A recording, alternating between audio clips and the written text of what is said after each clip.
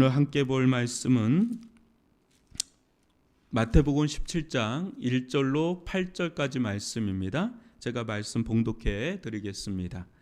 엿새 후에 예수께서 베드로와 야고보와 그 형제 요한을 데리시고 따로 높은 산에 올라가셨더니 그들 앞에서 변형되사 그 얼굴이 해같이 빛나며 옷이 빛과 같이 휘어졌더라. 그때 모세와 엘리야가 예수와 더불어 말하는 것이 그들에게 보이거늘 베드로가 예수께 여쭈어 이르되 주여 우리가 여기 있는 것이 좋사오니 만일 주께서 원하시면 내가 여기서 초막 셋을 짓되 하나는 주님을 위하여 하나는 모세를 위하여 하나는 엘리야를 위하여 하리이다.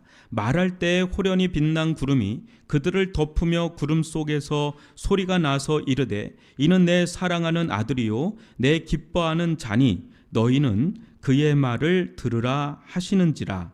제자들이 듣고 엎드려 심히 두려워하니 예수께서 나와 그들에게 손을 대시며 이르시되 일어나라 두려워하지 말라 하시니 제자들이 눈을 들고 보매 오직 예수 외에는 아무도 보이지 아니하더라. 아멘. 오늘은 누구의 말을 들으십니까? 라는 제목으로 함께 말씀을 나누겠습니다.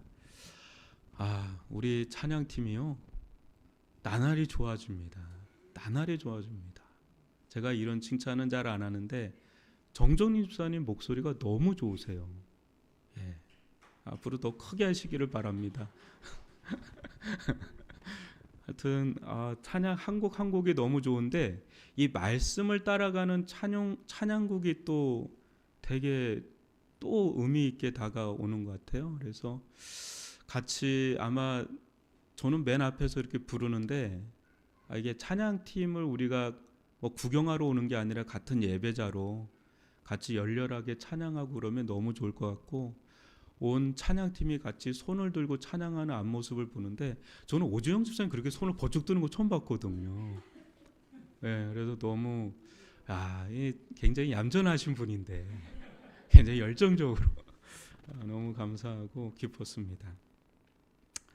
오늘 말씀이 여러분 매우 중요한 말씀이에요. 한번 잘 들어보시면 이 시대에 또 우리에게 들려주는 주님의 메시지가 있을 거라고 봅니다.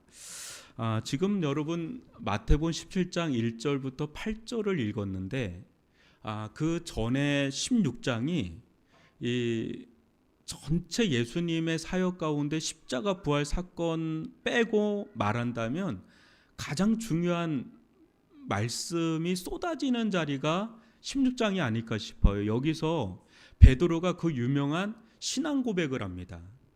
주는 그리스도시요 하나님의 아들이십니다. 이게 교회의 기초석이 되거든요.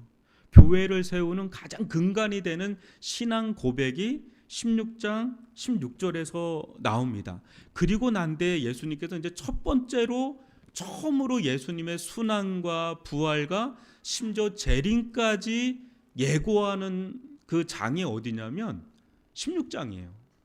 그러니까 이게 좀 어려운 말씀이에요. 16장에 지금 우리는 예수님의 십자가, 부활, 재림을 당연하게 이게 믿음으로 받아들이지만 이때 당시에 이 예수님의 십자가, 부활, 재림이라고 하는 건 너무 단단한, 너무 어려운 말씀일 수도 있지만 그걸 막 쏟아내세요. 그렇지만 여러분 우리가 볼 때 어때요? 기독교에 여러 가지 풍성한 진리가 있지만 가장 핵심 진리는 십자가, 부활, 또 재림 뭐 이런 것들 아닙니까? 그게 막 쏟아지는 자리가 이제 16장이니까 16장이 전체에 있어서 얼마나 중요한 장이겠습니까? 그런데요, 문제는 뭐냐면 예수님께서 이 말씀을 막 쏟아내시는데 이걸 믿느냐 믿지 못할 거냐, 믿을 거냐 말 거냐, 받아들일 거냐 받지 못할 거냐, 이게 중요한데 그거를 베드로가 소화를 못하니까 예수님이 바로 뭐라 그럽니까? 사탄아 내 뒤로 물러가라 하면서 엄청나게 책망을 하시는데요. 그거는 뭐 베드로를 되게 시험에 들게 하려고 그러는 게 아니라 이 기독교의 서구 넘어짐, 교회의 서구 넘어짐, 한 사람의 서고 넘어짐에 걸려있는 너무나 운명을 가르는 이 말씀을 믿느냐 믿지 않느냐는 너무 중요하기 때문에 믿도록 하기 위해서 책망을 하고 그렇게 하는 장면이 또 바로 나와요. 엄청나게 칭찬을 받았다가 사탄이라고 할 정도로 엄청나게 책망을 받는 그 말씀이 바로 16장에 막 이렇게 막 버무려져 있단 말이에요. 여러분,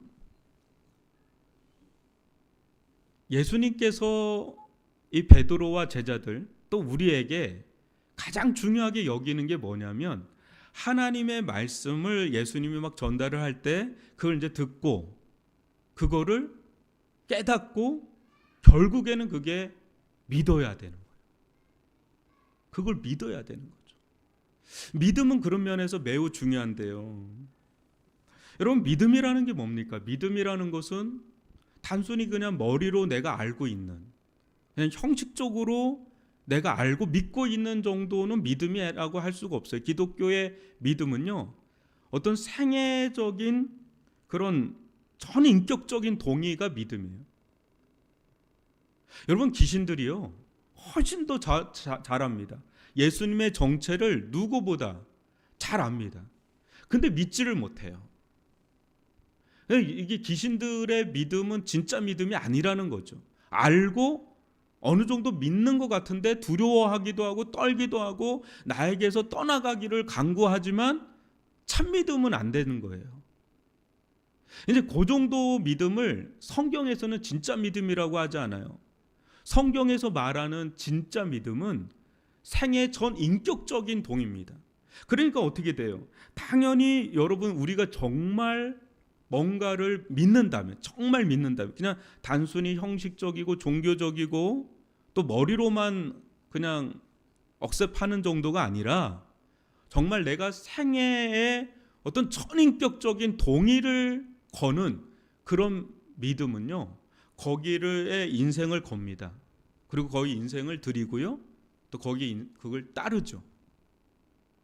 여러분들 가운데 있는 믿음이 그런 믿음이에요.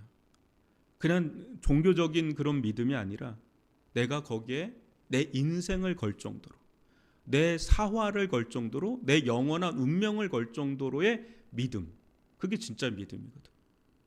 제가 예전에 이렇게 그 세례를 할 때 세례를 많이 돌려보낼 때가 있었어요.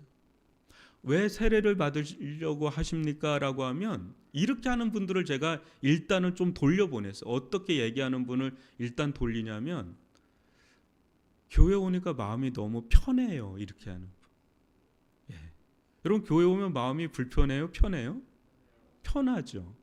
그게 나쁜 거는 아닌데 저는 예수님 믿기 전에 절간에 갔었거든요. 굉장히 편했습니다.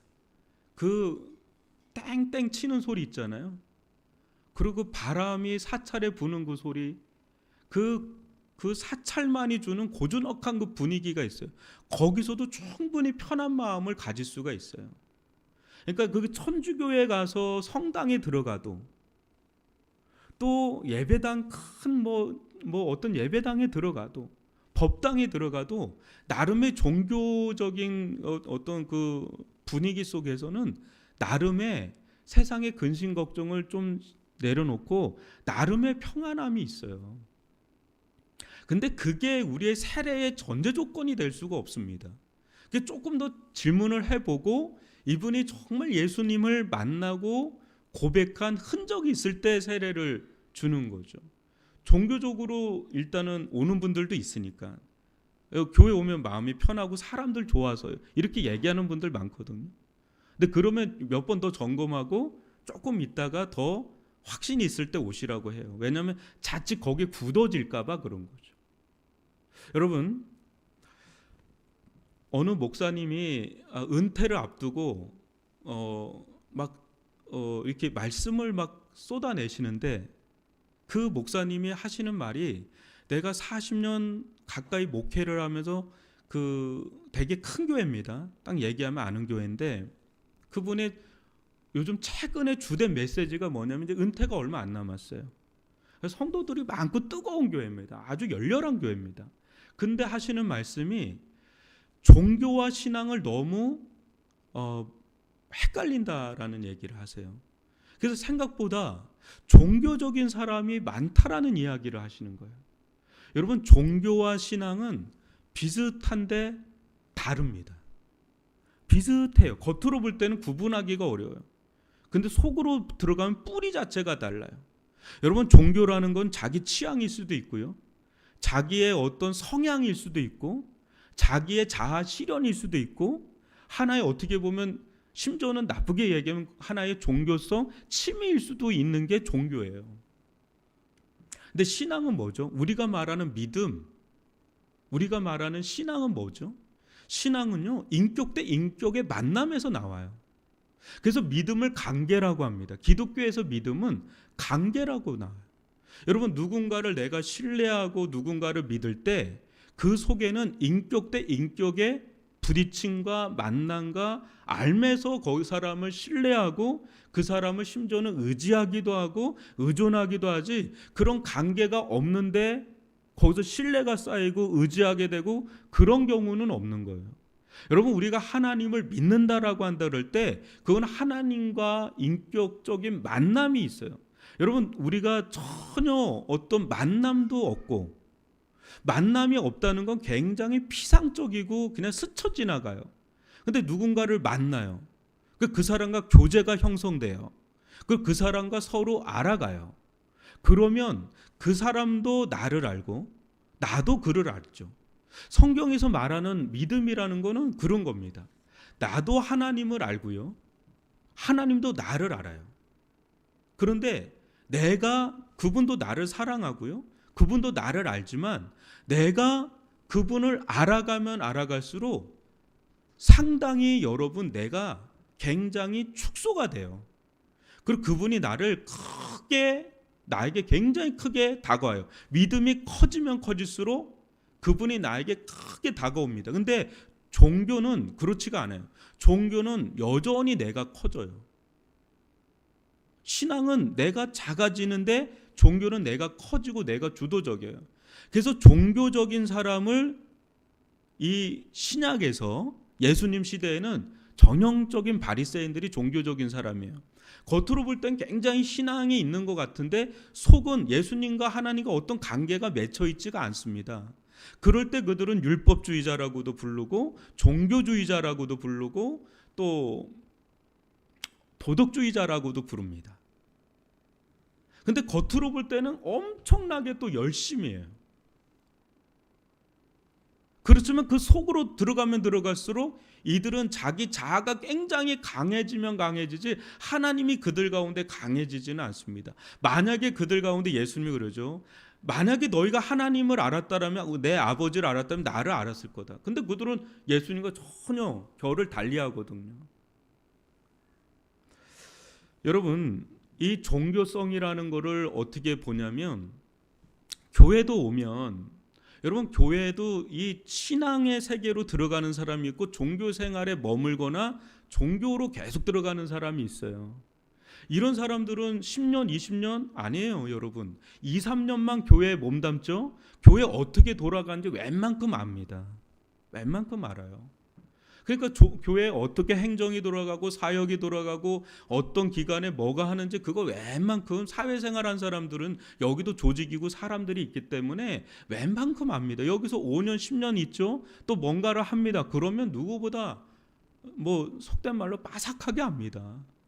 그거를 신앙으로 착각을 해서는 안 되는 거죠. 신앙은 어디까지나 인격 대 인격의 만남이, 그 속에 관계가, 교제가 그 속에 계속 배어 있는 게 신앙의 뿌리거든요.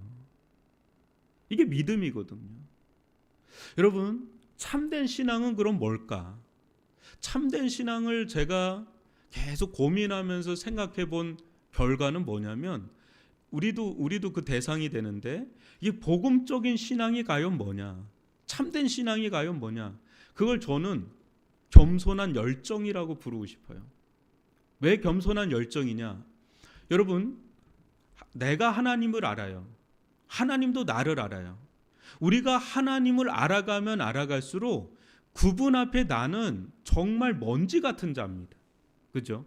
내가 흙과 같은 자고 먼지와 같은 자고 좀 더 나아가면 죄인 중에 괴수가 납니다. 그러다 보니까 하나님을 우리가 진정 알면 알수록 내가 작아져요. 내가 겸손해질 수밖에 없어요. 세상에 나아가서 내가 뭔가 된 사람일 수도 있어요. 세상에 나가서 내가 괜찮은 사람이고 상대적으로 굉장히 좋은 사람일 수도 있고 어떤 탁월한 능력을 가진 사람일 수도 있는데 그걸 부정하진 않습니다. 그러나 하나님 앞에만 서면 나는 한없이 작아진 존재라는 것을 겸허하게 인정할 수밖에 없으니까 우리가 믿음이 커지면 커질수록 하나님을 알면 알수록 하나님과 관계를 맺으면 맺을수록 겸손한 사람으로 변해가요. 그러니까 겸손이 내 안에서 빠져나가면 뭔가 지금 문제가 있다. 지금 레드불 빨간불이 지금 켜지고 있다. 적색 신호가 켜지고 있다. 이렇게 보면 돼요. 또 하나는 우리가 하나님을 알면 알수록 작아짐과 동시에 또 하나님을 알면 알수록 하나님을 사랑하게 되거든요. 하나님을 사랑하면 사랑할수록 당연하게 나오는 게 여러분 열정입니다. 열정이에요. 열심과 열정은 조금 달라요. 열심은 내가 충분히 그걸 발현할 수가 있어요. 근데 열정은 위로부터 주어지는 힘이에요. 그러니까 하나님을 내가 알고 그분을 사랑하면 사랑할수록 하나님을 열정적일 수밖에 없어요. 뜨거운 열정. 근데 뜨거운데 되게 겸손해요. 이게 가장 균형 잡힌 신앙의 바로미터라고 저는 지금까지 신앙을 내가 종합을 해볼 때 간단하게 얘기하면 이게 신앙의 가장 전형적인 가장 참된 신앙의 모델을 뭘로 이렇게 언어로 만들까 할 때 전 겸손한 열정이라는 생각이 드는 거죠. 우리가 복음을 뭐라 그러면 또 다른 말로 은혜라고 하거든요. 은혜의 가장 전형적인 인물이 사도 바울이에요. 사도 바울이 여러분 고린도전서 15장 8절로 10절에서 뭐라 그러냐면 나의 나된 것은 나는 팔싹동이 같은 자다. 나는 실은 여기 사도에 끼일 자가 안 된다. 원래는 나는 거기에 끼일 자가 안 될 정도 난 핍박자고 살인자고 그랬던 자다. 근데 나는 팔싹동이다. 마치 제 때에 잉태되지 못해서 그렇게 나는 어떤 하자가 있는 인물이지만 나의 나된 것은 하나님의 은혜로다. 하나님의 은혜를 가장 많이 강조했던 인물이 누구냐면 바울이에요. 근데 누구보다 내가 열심히 살았다 그래요. 그러면서도 그는 자기를 주장하지 않아요. 누굴 주장하냐면 뭘 주장하냐면 나의 나된 것은 오직 하나님의 은혜다라는 걸 끊임없이 주장을 해요. 그러면서도 엄청 열정적으로 사역을 해요. 그러면서도 그의 마지막 여러분 순교당하기 직전의 고백은 죄인 중에 내가 괴수다라고 하는 엄청난 낮아짐, 그러나 엄청난 열정, 엄청난 헌신. 이게 여러분 가장 참된 영성의 모델을 제시한 사람이 바울이에요. 그래서 바울이 심지어는 이런 얘기까지 하는 감히 나를 본받아라. 그거는 자기를 추앙해서 올리는 게 아니라 진짜 신앙이 뭔지를 전하고 싶었던 거죠. 그거는 겸손한 열정입니다. 이게 진짜 믿음이에요. 하나님을 우리가 좋아하고 하나님을 만나고 하나님을 참되게 알아가면 알아갈수록 그분 앞에 한없이 낮아짐과 동시에 한없이 그분을 높이고 싶은 그 열정이 솟구쳐 오르는, 그게 참된 믿음의 모습이라는 거죠. 근데 문제는 뭐냐면 이런 믿음을 심는 게 관건이잖아요. 이런 믿음이 장착이 되고 이런 믿음이 우리 안에 계속 스며들고 거기에 뿌리를 내리고 거기서 자라고 거기서 서 나가야 되는데 관건은 이 믿음이 심겨져야 되잖아요. 근데 여러분 아시지만 믿음이 심겨지는 게 쉬워요, 안 쉬워요? 그거 어렵습니다. 그거 진짜 어려워요. 아무리 부모가 신앙이 좋아도 바로 자녀가 그냥 자동 신앙이 좋다? 그럴 수가 없어요. 그거 또 다른 영역이에요. 또 다른 은혜가 필요한 영역이에요. 물론 이제 부모가 좋으면 자녀가 좋을 수 있는 확률이 높아지지만 그게 무조건 자동 공식이 되지가 않습니다. 엄청난 은혜가 필요하다는 것을 알 겁니다. 굉장히 그래서 많이 눈물 흘리고 기도하는 그런 부모들도 많아요.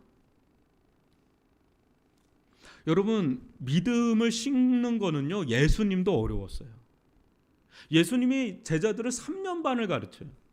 여러분 예수님과 3년 반 있어 본 적 있으세요? 무리를 걷는 예수님, 죽은 나사로를 살리는 예수님, 여러분은 한 번만 봐도 아마 지금보다 믿음이 훨씬 더 좋아질 거예요. 그죠? 근데 제자들은 그런 거 수두룩하게 봤거든요. 성경에 기록되지 않은 것까지 경험을 한 거를 다 보면 이 제자들은요, 진짜 믿음이 되게 좋아야 되잖아요. 근데 픽픽 쓰러져요. 픽픽 쓰러져요. 그러니까 예수님도 3년 반 동안 계속해서 했던 가장 큰 여러분 핵심 사역은 뭐냐면 그들에게 믿음을 심는 거였어요. 오늘 이 마태복음 17장 1절로 우리 8절을 봤는데 이 말씀에서도 예수님이 변화산에 올라가서 예수님의 변형된 모습을 보여주는 그 목적은요, 이들에게 믿음을 심어주기 위해서 변화산으로 올라가서 자기 변형된 모습을 보여준 겁니다. 왜 그래요? 지금 베드로가 실패했거든요.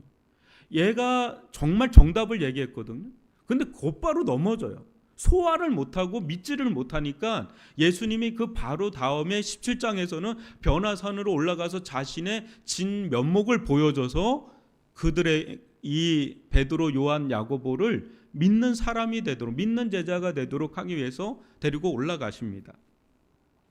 그런데 여러분, 올라가셔서 예수님이 하셨던 이 대목에서는 뭐냐면 다른 게 아니라 자신의 가려졌던 자신의 진짜 모습을 보여주는 거예요. 어떻게 보면 예수님의 모습은 지금까지는 제자들보다 더 초라한 모습일 수가 있어요. 왜냐하면 이사야 52장에 보면 예수님의 모습에 대해서 좀 언급한 장면이 나와요. 너무너무 초라한 거죠. 예수님의 모습을 보면 시험에 들 정도로 예수님이 우리가 보는 이런 성화의 모습이 아니에요. 예수님의 모습은 이 예수님 시대에 사람들이 뭐라 그랬냐면 내가 아브라함보다 먼저 했다고 그러니까 네가 50도 안 되었는데 이렇게 얘기해요. 그 얘기가 뭐 지금 30살이거든요. 30살, 33살인 예수님 보고 네가 50도 안 되었는데 이렇게 얘기해요. 그 행색이 50이에요. 50처럼 보인 거예요. 거대 반. 여러분, 제가 어렸을 때 우리 할아버지 얼굴이 그 해갑잔치 때 찍은 사진이 있어요. 시골이고 그때 얼굴이요, 진짜 쭈글쭈글한 그런 할아버지 얼굴이셨어요. 예수님 시대는 그때부터 2000년 전이에요. 그럼 예수님이 모습이 33살, 우리 지금 생각하는 33살의 얼굴이 아니라 굉장히 뭔가 이렇게 추루한 그런 모습이에요. 그런데 예수님을 그 지근거리에 같이 있던 제자들이 그런 예수님과 계속 동고동락을 하다가 변화산에 올라갔네요. 변화산에 올라가서 예수님의 모습이 변형이 되시는데 그 변형된 모습을 보고 다 꼬꾸라집니다. 그냥. 근데 그 예수님의 모습은 요한계시록에서 보여준 모습도 아니에요. 실은 그냥 어느 정도 감당할 정도의 모습을 제자들에게 잠시 보여줬는데도 제자들이 경황이 없어요. 그리고 거기에 더해서 엘리야가 내려오네요. 그리고 모세가 내려옵니다. 슈퍼스타입니다. 이스라엘 세계에선 가장 최고의 슈퍼스타는 모세와 엘리야인데 엘리야도 오는데 예수님과 막 대면하면서 이야기하는 그 영광스러운 그런 장면이 막 보이는 거예요. 거기에 이제 새 제자들은 어쩔 줄을 몰라하는 그런 장면이 변화산 오늘 읽었던 이 말씀에서 나오는 거예요. 여러분, 예수님께서 왜 이런 모습을 보여주신 걸까요? 하나님께서 왜 이런 모습을 보여주신 것일까요? 예수님은 그때 예수님이나 지금 예수님이나 본질은 똑같아요. 근데 겉모습을 지금 변형시켜 주신 거, 원래 모습으로 잠깐 원래 모습으로 되돌려 놓은 건데 왜 그렇게 하셨을까? 이 대목에서 그거는 권위입니다. 권위. 여러분, 결국은 믿음의 싸움은요, 권위의 싸움이에요. 권위의 싸움. 우리가요, 무엇을 또 누구를 또 어디를 더 권위 있게 여기느냐에 따라서 우리의 믿음이 달라집니다. 우리의 믿음이 달라져요. 우리는 늘 좀 저울질을 하잖아요. 내가 내 인생에 있어서 가장 큰 권위를 부여하고 있는 대상이 존재가 뭔지를 한번 생각을 해보세요. 지금 제자들은요, 예수님에 대해서 어느 정도의 권위를 부여했으니까 배와 그물을 다 던지고 지금 따르고 있는 겁니다. 그런데 진짜 믿음이 신길 만큼의 권위까지를 주지는 못하고 있는 실정이죠. 그러니까 지금 하나님께서 예수님의 모습을 변형시켜서 예수님에게 신적 권위를 부여하고 있는 겁니다. 엄청나게 예수님의 권위를 지금 세워주고 높여주는 거예요. 여러분, 이 제자들은 이 변화산으로 올라오기 전에 땅에 있었죠. 변화산이 일종의 시내산이라고 생각을 해보세요. 시내산에 모세가 올라갔어요. 근데 시내산 아래에서는 막 황금 송아지 만들고 아론을 비롯한 사람들이 막 띵까띵까 하고 있거든요. 근데 그 장면과 한번 오버랩을 해서 지금 제자들은 땅에 있다가 산으로 올라왔습니다. 산 아래에서 과연 예수님을 따르면서도 예수님께 어느 정도의 권위의 비중을 이들이 주고 있었는가라고 한다를 때 하나님이 보실 때는 하나님이 원하는 만큼의 권위를 주지를 못하고 있었던 거죠. 그러니까 예수님이 하시는 말씀을 이들은 그거를 그대로 믿기가 너무 버거운 거예요.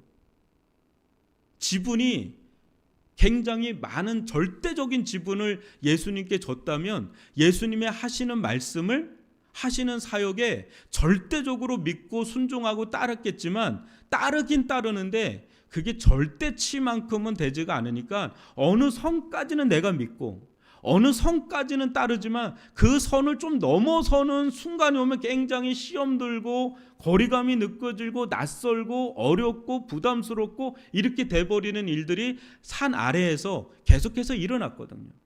근데 산으로 올라가서 예수님의 모습이 원래 모습으로 딱 보여주자마자 실제 원래 모습이든 아니든 예수님은 똑같이 말씀하셨고 똑같이 사역하셨어요. 근데 예수님의 모습이 변형이 되니까 지금 베드로의 고백은요, 여기에 그냥 있고 싶다는 거예요. 초막 셋을 짓고 여기가 천국입니다. 그냥 여기서 내려가지도 않고 그냥 하늘 천상세계로 올라간 듯한 그런 느낌을 받으면서 엉뚱한 얘기를 막 쏟아냅니다. 그냥 엘리야를 위하여, 보세를 위하여, 주님을 위하여 여기 있겠나이다 하면서 막 그런 장광설을 막 내뱉고 있어요.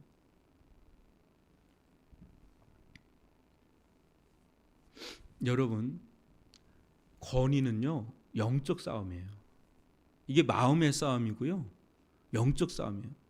지금 베드로 안에도요, 끊임없이 권위의 싸움이 있어요. 물론 예수님께 지분이 있습니다만은 베드로의 심령 깊은 곳에 들어가면 나중에까지 그는 세상에서 한 자리 하려고 하는 게 있거든요. 그 세상의 권위에 늘 녹아 있어요. 그러니까 여러분 에베소서 6장 12절에 보면 영적인 싸움을 얘기하는데 거기서 보면 죄와 사탄이 너희들의 영적 싸움의 대상이야 이렇게 얘기 안 해요. 너의 싸움의 대상은 이 세상의 통치자들, 권세들, 이 세상의 이 어둠의 세상 주관자들이라고 얘기해요. 여러분, 세상의 통치자들, 권세들, 이 세상의 주관자들 다 누구예요? 사람이에요. 이 세력과 영적인 싸움을 한다 그러면 뭐 죄와 싸워라, 사탄 마귀와 싸워라 이게 아니라 우리의 여러분 실질적인 싸움의 대상을 어떻게 영적인 싸움의 대상을 세상의 주관자들과 통치자들이라고 그래요. 여러분, 세상의 통치자들과 주관자들 이런 사람들이 누굽니까? 권위자들이잖아요. 여러분, 우리에게 가장 권위 있게 다가오는 분이 누구십니까? 나에게 가장 권위 있게 다가오는 건 다른 말로 말하면 나에게 가장 영향을 끼치는 대상이 누굽니까? 라는 거예요. 여러분에게 가장 영향력을 미치는, 나에게 가장 힘을 미치는, 가장 권위 있게 다가오는 대상이 누구냐라는 거예요. 사람마다 다 있어요. 나일 수도 있죠. 나에게는 내가 제일 소중해. 나일 수도 있어요. 나의 어떤 욕망일 수도 있고 나의 어떤 꿈일 수도 있고 뭐 여러 가지 있을 수 있어요. 어떤 사람은 돈일 수도 있어요.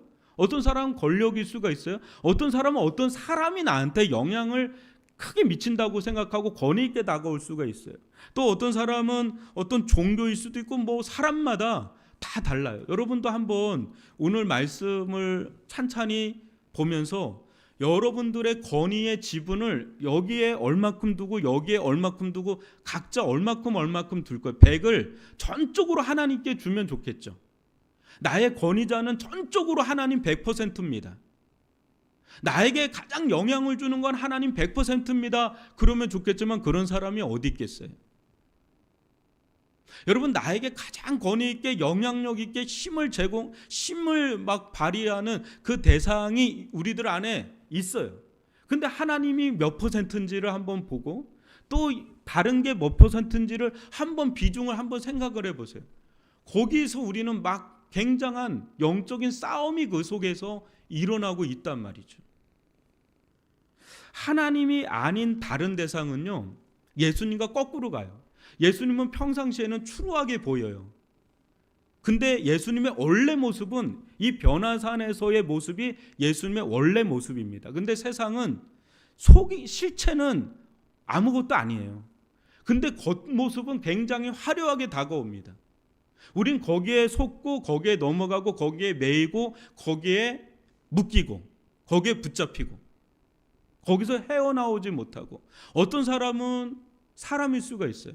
뭐 연인 관계인데 굉장히 가스라이팅을 하고 데이트 폭력을 하는데 거기서 못 헤어져 나와요. 그 사람이 너무 권위 있게 나오는 영향력을 미치는 게 있을 수 있고요. 때로는 어떤 회사일 수도 있어요. 때로는 세상의 어떤 흐름일 수도 있고 여러 가지가 거기서 우리는 자유롭지 못하는 그런 인생을 살아갈 때가 있습니다. 아주 심각한 예를 들자면 독재자나 여러분 사이비 교주라고 생각해 보세요.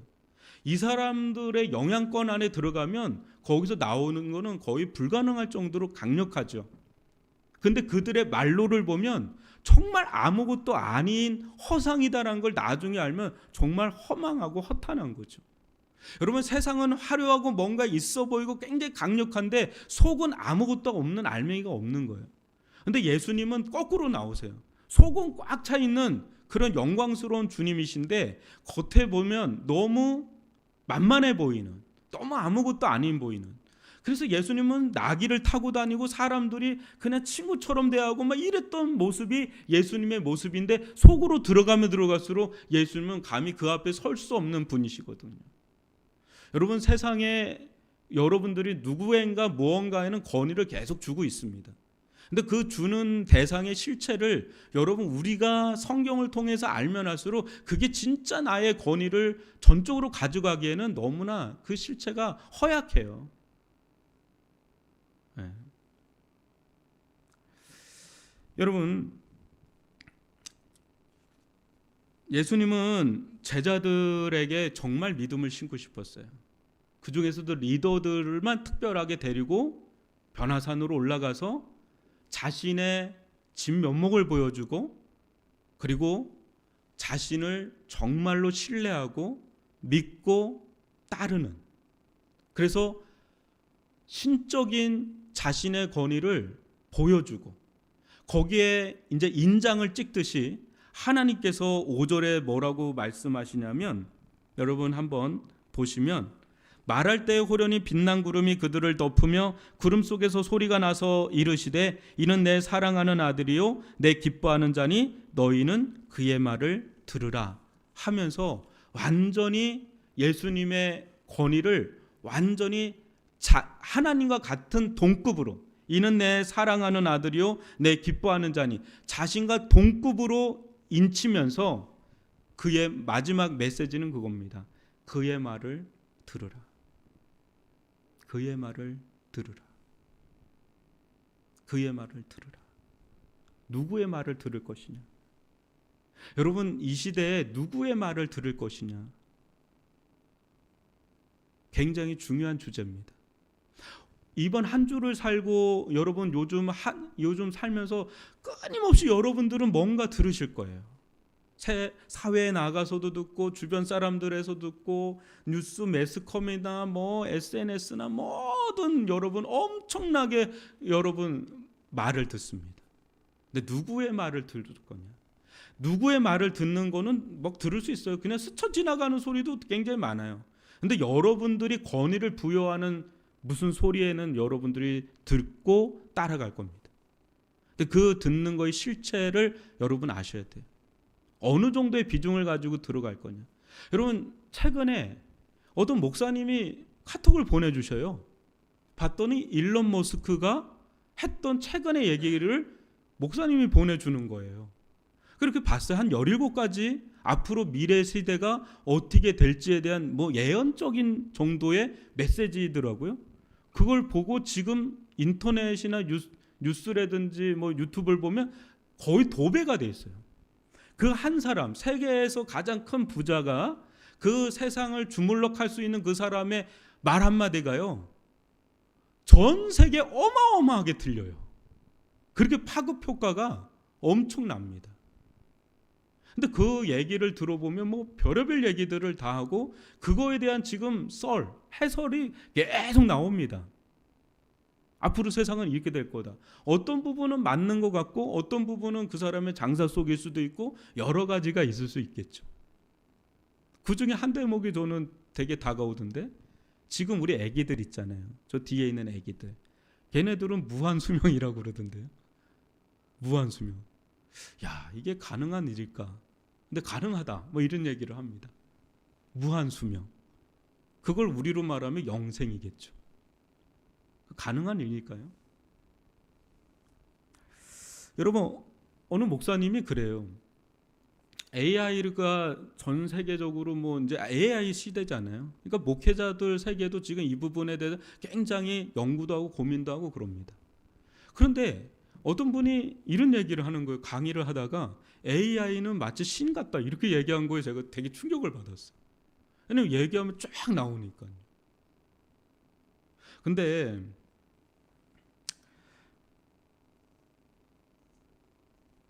여러분,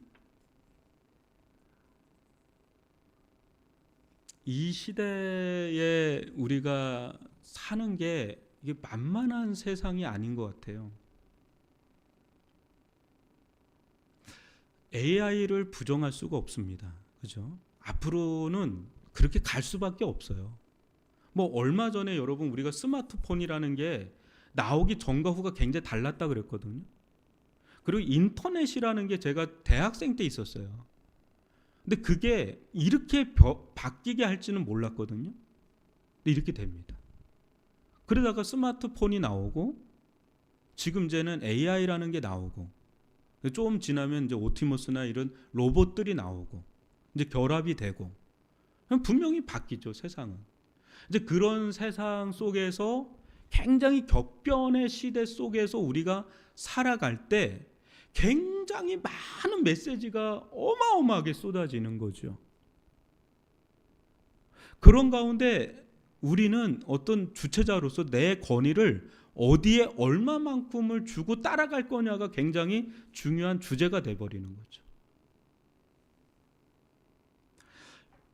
지금 같은 세상에서는 저는 그런 생각이 들어요. 하나님의 음성이 파묻힌다. 하나님의 음성이 소외당한다. 하나님의 말씀이 형식화된다. 그리고 마치 모래알 속에서 금을 찾듯이 찾기가 굉장히 어려워지고 있다. 이런 생각이 들어요.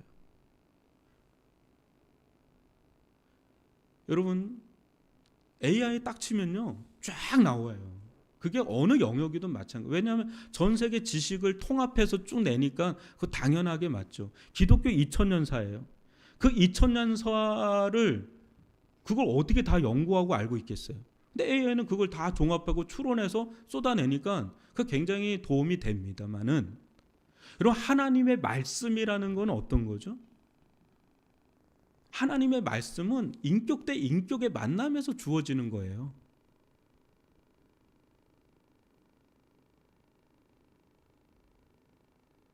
그러니까 이런 세상 속에서 굉장히 많은 사람들이 고민을 해요. 오늘 제가 어떤 카이스트 교수의 말을 들으면서 굉장히 하나 인사이트를 얻은 게 있는데, 이 사람 그 세계 가장 앞에 가 있는 분인데 이분이 그런 얘기예요. AI 시대가 될수록 굉장히 인문학자가 돼야 된다라는 얘기를 해요. 근데 저는 그 얘기를 듣고 철학을 해야 된다는 얘기를 해요. 근데 제가 그 얘기를 딱 듣고 깨달은 것 중에 하나가, 철학은 신학의 신여라고 그랬거든요. 그러니까 AI 시대가 되면 될수록 신학이 더 중요하다라는 생각을 하는 거죠. 그래서 이런 시대일수록 여러분 요셉의 모습을 보면 굉장히 격변기의 사람이거든요. 다니엘도 굉장히 격변기의 사람이에요. 근데 이 두 사람의 공통점이 뭐냐면 하나님의 영이 그 안에 있는 사람들이라고 할 정도로 성령 충만한 사람이에요. 여러분 성령 충만은 해줄 수가 없어요. 위로부터 오는 거니까. 우리가 조작하거나 우리가 가공하거나 우리가 만들어낼 수 없어요. 그거는. 성령은 하나님께서 고유하게 주시는 거지 누가 이렇게 제공해 줄 수 있는 성질이 아닙니다. 그러니까 이 시대에 우리가 어느 정도로 따라가는 건 맞아요. 그죠? 시대의 판이 바뀌니까, 질서가 바뀌니까. 그런데 이 시대에서 정말 우리가 중요하게 여기는 건 땅에서 산으로 올라가야 돼요. 지금 땅에 있던 제자들을 예수님은 변화산으로 데리고 올라가서 그 변화산이라는 건 분리된 거예요. 세상에서 분리된 거예요. 그리고 높게 올라가는 거예요. 거기서 하늘의 음성을 듣는 겁니다. 그의 말을 들으라는 거죠. 이 시대 우리에게 필요한 음성이 뭘까라고 한다 그럴 때, 누구의 말을 들어야 될까라고 한다 그럴 때 굉장한 영적인 싸움이 막 이루어집니다. 그런데 여기서 누구의 말을 듣느냐에 따라서 굉장히 달라져요. 인생길이 달라져요. 여러분 하나님은 말씀하세요. 변화산에서 예수님의 모습을 변형시키고 난 뒤에 이는 내 사랑하는 아들이요 내 기뻐하는 자라고 하면서 한마디 꽂죠. 너희는 그의 말을 들으라. 여러분 이 시대 21세기 앞으로 5년 10년 뒤가 되면 어떻게 변할지 모르는 이런 세상 속에서 누구의 말을 들을 것인가? 그게 우리의 화두고 숙제고 과제고 도전이고요. 여러분 분리가 필요해요. 어느 정도 분리하는 시간이 필요하고요. 다시 제자들은 땅으로 또 내려가요. 변화산에 계속 안 삽니다. 예수는 또 땅으로 내려가라 그래요. 땅에서 올라왔다가 다시 내려가라는 게 기독교입니다. 세상에 들어가요. 세상에서 나와서 산으로 올라가라. 그러나 다시 너희들은 세상으로 들어가라. 뭘 가지고? 그의 음성을 가지고 들어가라.